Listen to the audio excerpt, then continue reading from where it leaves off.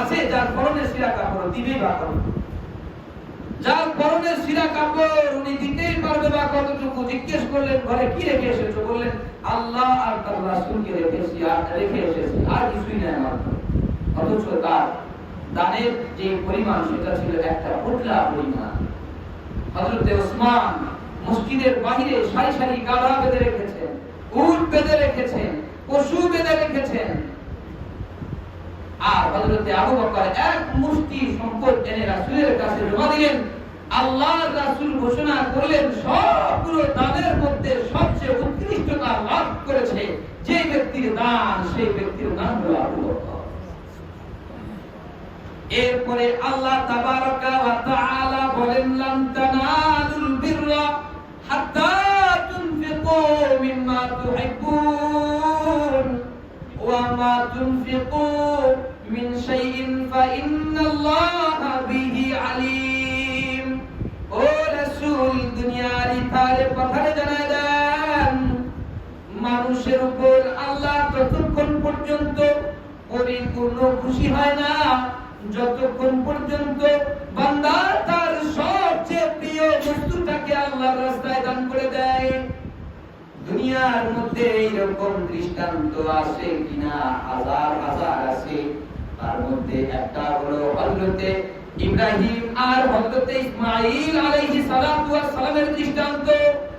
দুনিয়াতে কত প্রেমিক আছে আল্লাহর প্রেমিক, কত আশিক আছে আল্লাহর আশিক, কিন্তু তাদের দৃষ্টান্ত এত বিরল, এত কঠিন, এত সুন্দর। আল্লাহ সেটাকে কোরআনে তুলে দিয়েছেন, বলছেন এটা আমার স্মৃতি। আমি আল্লাহ হাজার হাজার বছর পরে মুহাম্মাদের উপরে যে কোরআন নাযিল করলাম, সেই কোরআনে স্মৃতিটাকে তুলে দিলাম। হযরতে ইব্রাহিম আলাইহিস সালাতু ওয়াস সালামের স্মৃতি কি কেনই বা আল্লাহ এত সুন্দর করে কোরআনে তুলে ধরেছেন। আল্লাহ বলছেন ও ইব্রাহিম, তুমি তোমার সবচেয়ে প্রিয় বস্তুটাকে কুরবানি করো আমি আল্লাহর রাহে। আল্লাহ এই আয়াতে বলছেন ততক্ষণ পর্যন্ত মানুষ প্রকৃত ঈমানদার দাবি করতে পারে না যতক্ষণ পর্যন্ত সবচেয়ে প্রিয় বস্তুটা আল্লাহর রাস্তায় দান না করে। পৃথিবীতে আল্লাহ রাসূল ঘোষণা করেন দুটো জিনিস সবচেয়ে দামি, তার মধ্যে একটা হলো নেককার সন্তান। হযরতে ইব্রাহিম আলাইহিস সালাতু ওয়াস সালাম আল্লাহ তাকে আদেশ করেছেন সবচেয়ে প্রিয় বস্তুটা কুরবানি করো। ইব্রাহিম আলাইহিস সালাতু ওয়াস সালাম ওই সন্তানটাকে তরবারির নিচে শুয়াইয়া দিয়েছেন। যে সন্তানটা কেবলমাত্র বাবার হাত ধরে ধরে চলতে শিখেছে, বাবা বলে বলে হৃদয়ের কোণাটাকে নরম করতে শুরু করেছে। যে সময় খেলাধুলার সময় হয়ে গেছে, যে সময় দৌড়াদৌড়ির সময় হয়ে গেছে, যে সময় ভালোবাসার পূর্ণতা পায় বাবার দিনের সন্তানের প্রতি, ওই সময় আল্লাহ আদেশ করলেন তুমি তোমার সন্তানকে কুরবানি করো। আল্লাহর আদেশে তরবারির নিচে হযরত ইসমাঈলকে বসায়া দিলেন। জানার বিষয় হলো পৃথিবীতে সন্তানকে মানুষ সবচেয়ে বেশি ভালোবাসে এই সন্তানকে। আবার কোন মানুষ যখন আল্লাহর জন্য তরবারির নিচে কিংবা আল্লাহর জন্য জিহাদের ময়দানে পাঠাতে পারে, সুতরাং ওই ব্যক্তির চেয়ে বড় ঈমানদার আর দুনিয়াতে কেউ নাই। আল্লাহ তাবারাকা ওয়া তাআলা হযরতে ইব্রাহিম আর হযরতে ইসমাঈল আলাইহিস সালাতু ওয়াস সালামের এই বিষয়টা এই জন্যই কোরআনে তুলে দিলেন যে তাদের এই দানটা, তাদের এই অবস্থাটা, তাদের এই কাজটা পৃথিবীর হাজার হাজার প্রেমিকের কাজকে হার মানিয়ে দিয়েছে। এই জন্যই তো আল্লাহ পৃথিবীতে যত উপাধি দিয়েছেন, প্রেমিক উপাধি কাউকে দিয়েছেন, আবার কাউকে হাবিব বলেছেন, আবার কাউকে কারিম বলেছেন, কাউকে প্রেমিক বললেন, আবার কাউকে সাধারণ বন্ধু বললেন। কিন্তু হযরতে ইব্রাহিম আলাইহিস সালাতু ওয়াস সালামকে আল্লাহ যে উপাধি দিয়েছেন, সেই উপাধি হলো আল্লাহ বলেছেন ইব্রাহিম তুমি সাধারণ বন্ধু আমার নও, তুমি হলে আমার অন্তরঙ্গ বন্ধু। ক্লোজ ফ্রেন্ড যাকে বলা হয়, বন্ধু বন্ধুর জন্য মারা যায়, এরকম দৃষ্টান্ত আছে দুনিয়ায়। যদিও কখনো কখনো বন্ধু জানে না যে এই কাজ করতে গেলে আমার জীবন যাবে, কিন্তু তার প্রেম বন্ধুর প্রতি এত বেশি হয়, ওই দিকটা ভাবার টাইম থাকে না, সুযোগ থাকে না।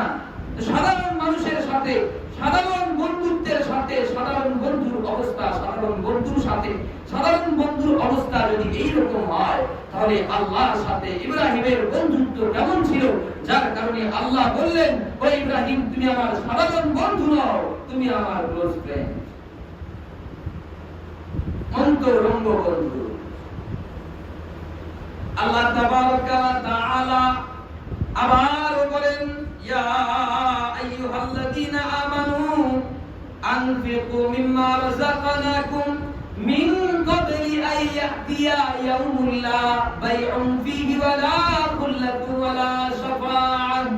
ও মানুষ শোনো, দান করবা ততদিন পর্যন্ত, দান করবা ওই দিন আসার আগ পর্যন্ত যেই দিন তোমার বন্ধুত্ব কোনো কাজে দিবে না। দান করবা তুমি ওই দিন আসার আগ পর্যন্ত, যেদিন তোমার মরণ হয়ে যাবে, মরণ হওয়ার আগ পর্যন্ত আল্লাহর রাস্তায় দান করবা। দান করবা ওই দিন আসার আগ পর্যন্ত, যেদিন তোমার অন্তরঙ্গতা কোনো কাজে লাগবে না। দান করবা ওই দিন আসার আগ পর্যন্ত, যেদিন তোমার হিসাব না হবে।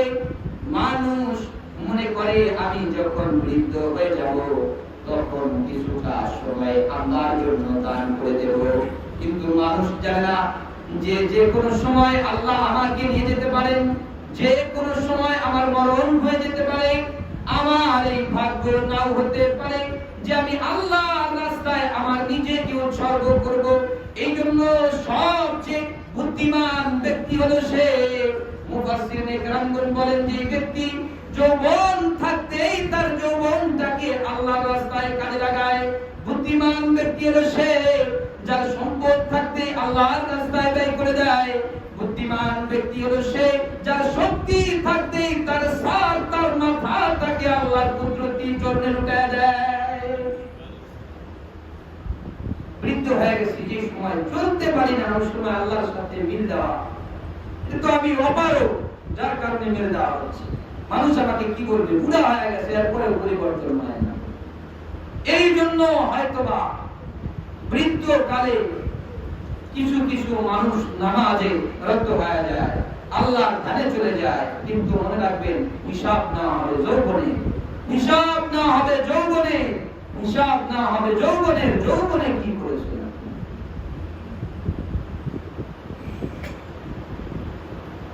দুনিয়াতে সন্তানের জন্য বাবা কি না করে।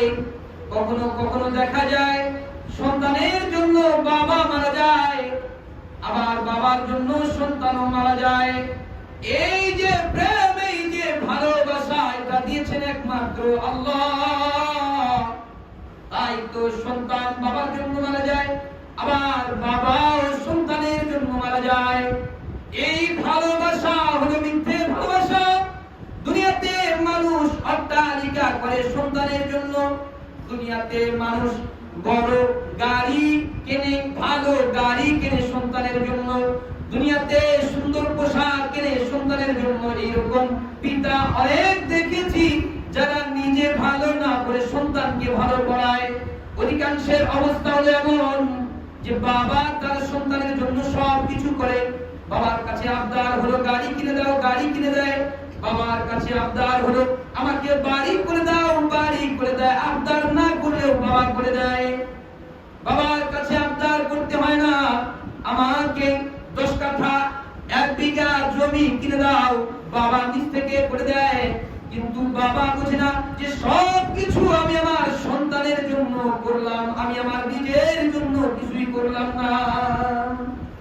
অধিকাংশ বাবা অবস্থায় সব করে সন্তানের জন্য, সব সন্তানের জন্য অত কিছু করার কথা, বাধ্যবাধকতা আল্লাহ আপনার উপর চাপায় দেয়।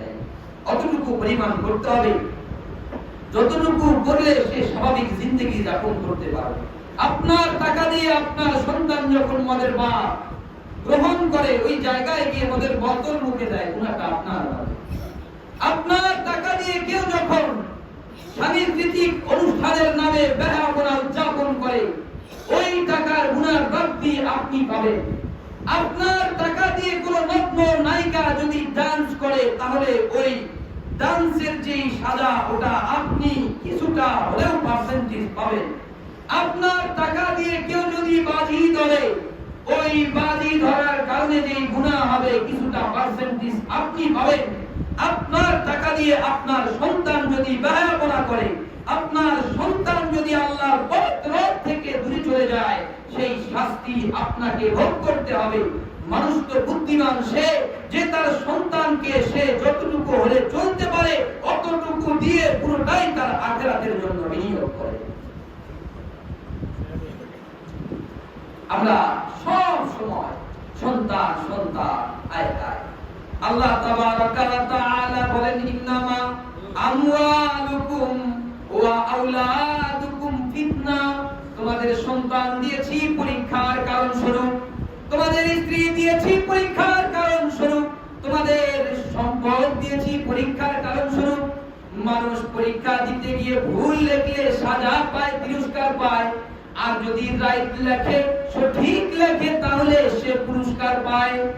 যদি ভুল লেখে তিরস্কার, আর যদি সঠিক লেখে, যদি ভুল লেখে সে তিরস্কার পায়, আর যদি সঠিক লেখে তাহলে পুরস্কার পায়।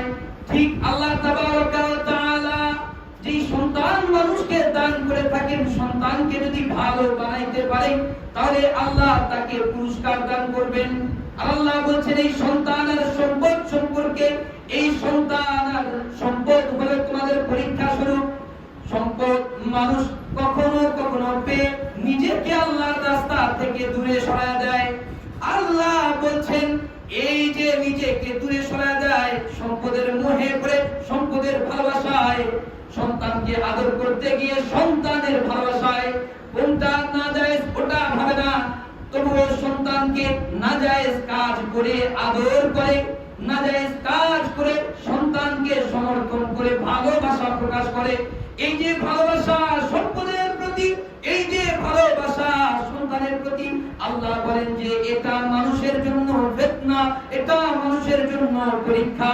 যদি কেউ এই সম্পদ আর সন্তানকে ভালো কাজে লাগাইতে পারে, আমি পুরস্কার দেই, আর যদি খারাপ কাজে এরা চলে যায়, এর পার্সেন্টেজ হিসাবে আমি বাবাকে তিরস্কার দেই।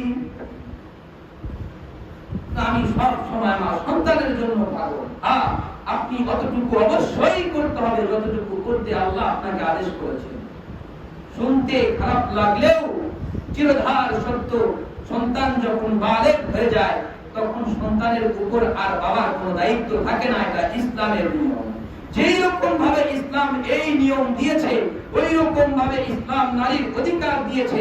যেই রকম ভাবে এই নিয়ম দিয়েছে, আপনার সামনে আপনি যদি বাদশা হন, আপনার সামনে কোনো ব্যক্তি যদি চুরি করে, তাহলে ইসলাম বলে যে ওই বাদশাকে কাঠগড়ায় দাঁড় করানো দরকার, যে ওই ব্যক্তি না খেয়ে কেন চুরি করবে।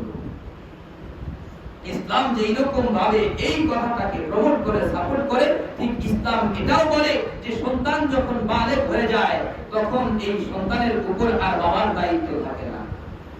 ইসলাম যে মানুষটা সম্পর্কে এত সুন্দর ভাবে আমাদেরকে দিক নির্দেশনা দেয়, সাহস প্রকাশ করে, ওই বিষয়টা নিয়ে আমরা বড় মাতোয়ারা, যে আমার সন্তানকে বাড়ি করে দিতে হবে, গাড়ি করে দিতে হবে, সন্তানকে 10 তলা না করে দিলে সন্তানের বিষয়টা কেমন হবে, আমার সন্তান মানুষের মধ্যে অবহেলায় থাকবে। তবে সন্তানকে অতটুকু অবশ্যই করে দিতে হবে যতটুকু তার হক। এর চেয়ে বেশি করে দেবেন, সন্তান গুনাহে লিপ্ত হবে, আর এই গুনার পার্সেন্টেজ আপনি কবরে বসে বসে পাবেন। আল্লাহ আমাদেরকে বোঝার তৌফিক নসিব করেন। বেতুল বাইতুর রহমান জামে